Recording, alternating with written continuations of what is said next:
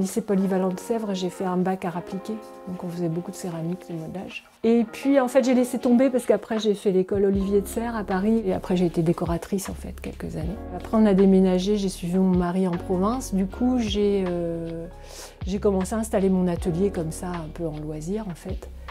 Et puis petit à petit j'en ai fait de plus en plus, j'ai fait des stages et c'est revenu en fait. Et c'est revenu, bah, on ne perd pas, hein. C'est comme le vélo ça. Hein. Ça s'oublie pas. Je peux être des heures là-dedans. Si je suis là dans mon atelier, il faut que je regarde l'heure à un moment ou à un autre parce que je perds la notion du temps complètement. On part d'une matière qui est un peu moche quand même, un peu bouillasse hein, quand même.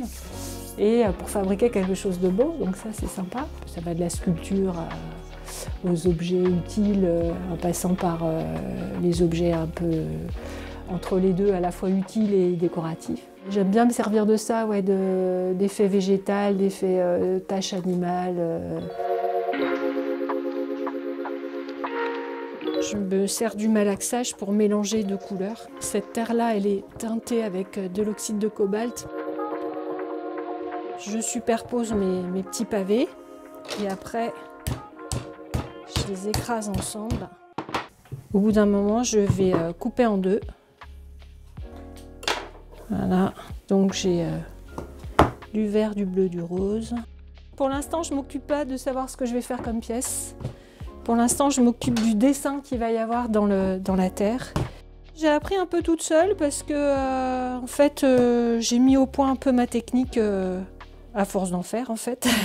Pour faire un objet assez grand, en fait, j'avais deux petits restes que j'ai mélangés ensemble. Et c'était deux terres un peu ocre. Je me suis dit, oh, ça va être à peu près pareil, on ne va pas voir la différence. Et en fait, à la cuisson, on voyait, il y avait plus de différence que quand elle était crue. Et du coup, ça faisait un effet marbré qui était assez chouette. Ça s'appelle le nerriage, en fait, quand on fait un motif dans la masse de la terre. Mais du coup, on a le dessin qui se révèle. Je donne des cours donc, dans l'association Arbre à Main ici à Beuzeville.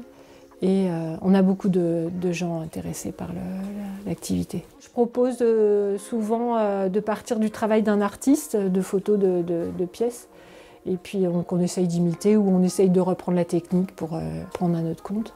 Et les enfants, alors eux, mettent les les mains enfants, dans la terre. ils adorent. Hein. Au début, ils disent « Oh, mais ça salue les mains !» Et puis très vite, ils adorent.